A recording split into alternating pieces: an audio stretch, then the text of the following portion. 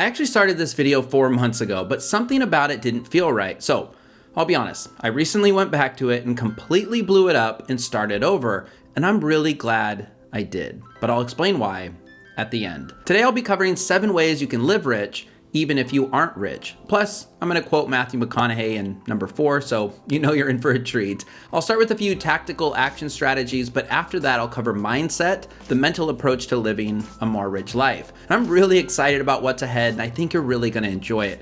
If at any point you do find yourself enjoying it, a gentle reminder to bring that like button to life, turn it the color blue by giving it a friendly tap. If we're just meeting, my name is Frankie, author of The Money Resolution and Money You Can Hack It. I put out videos twice a week on all things financial independence and financial freedom. So if you're into those topics in this video, consider subscribing. Otherwise, let's just dive right in, starting with number 1, live rich by starting a side hustle that you love.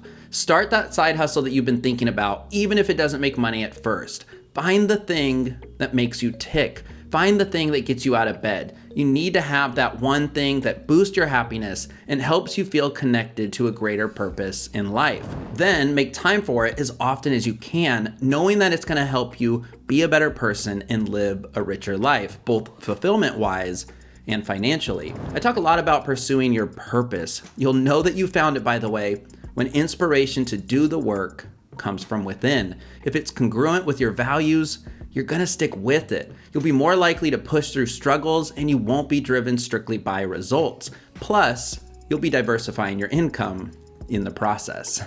Personally, I started the year with a very challenging goal of turning my side hustles into $5,000 of monthly income by the end of the year. But honestly, I rarely think about that goal anymore because I simply love the work. Sure, set a goal if that helps you get started. But if you are just getting started, put some thought into what you would do even if you weren't paid for it. Then just go for it. If you love it and stick with it, the money will follow. And I have to say, it's insanely refreshing to do work you truly love, regardless of the money it generates or the metrics. This feeds nicely into number 2, which is to save up FU money. I'm really hot and cold with this term, honestly.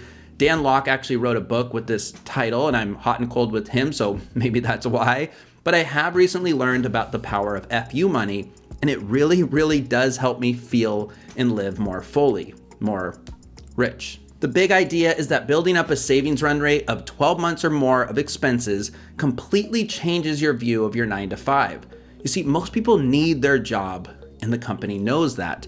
In that sense, your employer has leverage and holds the power in your relationship. When you're living paycheck to paycheck, you go above and beyond to impress. You show up to work early, you make time for mindless small talk, you never decline a meeting invite, you don't ask for a raise or speak up when you're passed up for that promotion. You become a yes man or woman. On the other hand, when you have a solid cash position or even just a solid personal investment account, I'm talking 20,000, 30,000, maybe 50,000 or more, that isn't earmarked for anything, you realize you could quit your job at any moment and be fine, be free. You could take a mini retirement, for example. You could walk away if you feel mistreated, perhaps take a lower paying job that you actually enjoy. You suddenly feel in control, and there's freedom in that control. It gives you confidence and courage to start saying no to some things. Heck, it gives you confidence in general. Now, don't ever say F you to anybody or go all Jerry Maguire in The Office, but you'll definitely feel free knowing that you could. Instead of calling it FU money, by the way, I prefer to call it firing your boss. Number 3, outsource your time. I'll admit, I still struggle with this one a little bit, but when I do spend a little money to buy back some time, it feels really, really good. On this recent video, I actually did just that. I revealed at the end that I paid someone on Fiverr to edit it for around 50 bucks. I think he did a great job and saved me 5 hours or more of editing time. And I used that time to do some wedding planning over beers. And that last part is key. If you're going to pay someone for something you could have done to free up your time, be productive with that time. Work on a side hustle, get some exercise, research an investment, go on a date instead of cleaning your house on a Sunday afternoon. Start that book you've always wanted to write, or just enjoy some downtime. get a massage, go on a hike, or go to the park. Either way, buying your time is definitely a rich life habit. The wealthy and successful understand the value of their time and use it to their advantage. They don't waste time doing things they don't get benefit from directly. Now, it is admittedly less easy with little to no money, but the idea is you don't have to be rich to live rich. It's not a luxury to buy your time, it's an investment. By the way, first in life, we trade our time for money, then we trade our money for time. That's living rich. Most people never consider the latter. So I'm curious, what's something you could outsource today? I'd definitely love to hear about it in the comments. Number 4, focus on impressing yourself, not others. I don't dwell on mistakes in the past myself. I think about the future. I focus on getting 1% better every day, and not just financially. With every video or book I make, I want to show obvious improvement to myself. I want to impress myself. I want to be happy with the man I see in the mirror today, tomorrow, and 10 years from now. I've actually been listening to Matthew McConaughey's book, Green Lights, and it reminded me of what he said during his Best Actor's acceptance speech a few years back. He explained he needs a hero to chase, but he reveals that his hero is himself 10 years in the future. He says, every day, every week, every month, and every year of my life, my hero's always 10 years away. I'm never gonna be my hero. I'm not gonna attain that. I know I'm not, and that's just fine with me because that keeps me with somebody to keep chasing. At first, I was actually turned off by that. It sounds kind of arrogant, right? But it's actually genius. Work hard now to impress your future self, to become the man or woman you want to be. By the way, future you doesn't care about the toys or gadgets you have, how big your TV or boat is. Future you doesn't even care about how much money you make now. Future you cares about how much money you save and invest, how much you keep. Future you cares that you dream big too, because it's your life and you only get one. So keep chasing greatness because future you is watching, saying, all right, all right, all right. I had to. Number 5, develop an abundance mindset. I actually talked about the scarcity versus abundance mindset in the free preview of my course, Save Money Resolution. Link to that in the description and pinned in the comments, by the way. But here's the gist. Most people think with a scarcity mindset, it's likely you do this at times. I actually did this for a few negative years in my life. A scarcity mindset is the thought and true belief that there is not enough out there in the world for you, that there will never be enough. Your earning potential is limited. Your savings potential is limited. This results, by the way, in feeling fear, stress, and anxiety. An abundance mindset, on the other hand, is grounded in the belief that there is more than enough for everyone. It flows out of a deep inner sense of personal worth and security. It helps you develop gratitude and optimism about the world and your money. It's knowing that you can create more wealth in your life. There is enough for you, and it can come from many sources if you're willing to put in the work. Now, with the right mindset, you're limitless. Your potential, your income, your savings, it's all limitless. Scarcity says, why is this situation happening to me? Abundance says, what more is here for me? Practice turning your negative thoughts into positive thoughts. That'll attract wealth, good people in your life, and happiness. Live rich by developing positivity because there is more for you if you believe it. Number 6, remind yourself that everything evens out in the wash. I'm going to keep this one brief because it's pretty straightforward, but very important. I simply mean to stop obsessing over every shared dollar or expense. A lot of people keep a mental tab in their head when it comes to their friends and who's supposed to pick up the next bill. I've even heard of married couples putting one another on an allowance for the week.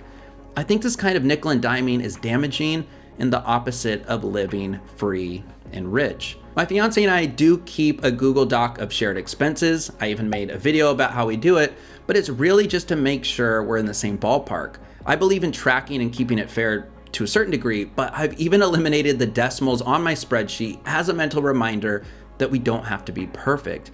Plus, of course, when we get married, we'll combine accounts, and I can't wait for it to just all be our money. We have trust that we're both doing our best financially, and that's all you can ask for. So don't get obsessed. It almost always evens out in the wash. But if your friend never picks up the tab, get a new friend. I'm kidding. kind of. Number 7 is related. It's to remember that everything works out in the long run. Keep a long-term focus at all times, especially if and when you hit a rough patch. Whatever you're going through now, whatever stress you feel financially, just know that it's going to work out in the long run. This is a blip, a tiny speed bump in the long journey of life, and not one that you should dwell on. So take a beat, hit pause, reflect, do some breathing exercises if you must. Remind yourself in difficult moments, this too shall pass. I do that all the time. And I'm not a big fate guy or whatever, but I always remind myself that things will work out in the future because looking back, they always have.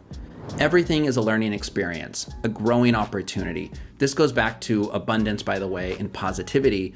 Positive things happen to positive people. I also remind myself, Frankie, the last thing you're going to be thinking about on your deathbed is, I should have spent less on groceries, or why did I pay full price for that rug? Or I could have gotten a better interest rate if I had just shopped around. Okay, that last one is actually a great idea, but the point is always do your best. That's all you can do. You won't be perfect, but just appreciate what you have, what you've done, and look forward to the future. But don't be an idiot, okay? I'm just kidding. Just wanted to lighten the mood a little bit. So those are my 7 tips. 3 of them are strategic. 4 of them are mindset. And again, months ago, I started this list and it was 7 really basic action items. And I pivoted to saying what I really wanted to say today instead of things like buy assets, not liabilities, invest in yourself, discover hobbies that are cheap and fun, and so on. Look, a person's happiness in life isn't measured by checking to-do boxes, zeros in their bank account, or material objects. The richest lives are lived by those who care less about money and more about other people and improving themselves. The moment I stopped fixating on monthly income goals and focused instead on pursuing my passions in life, expressing creativity, buying back my time, spending money without guilt, and forming strong relationships, I started living a more rich life. I started living more. Rich obviously goes well beyond financial best practices. It's a series of learned strategies, of course. It's getting 1% better each day. It's making good decisions day in and day out. It's living, though, without regret. Living a more rich life has its best practices financially, but it's all about developing a positive money mindset. It's not resting on your laurels. It's expressing gratitude often. It's being kind to yourself and one another, and it's doing your best. That's all any of us can do. If you can honestly say that you're proud of the way you're living your life in this moment, there is no doubt in my mind that a rich and happy life will find you if it hasn't already, financially and otherwise. Like and subscribe and all that jazz, but what I really want you to do is let me know which of these 7 spoke to you. What's your favorite or takeaway that you're still chewing on? I really do appreciate the feedback. It absolutely influences future videos and content. I have books and a course and other freebies and things like that I usually mention and like to talk about, but I'll just link all those in the description if you want to check them out. I just wanted to say thanks for your time today. I definitely do, though, think you'll appreciate this video as the perfect video to watch after this one if you like this money mindset stuff. Have an awesome week or weekend ahead, and thank you for watching till the end. And if future me is watching, thanks for keeping me motivated. And sorry about all those gray hairs. That was past me's fault. See you guys.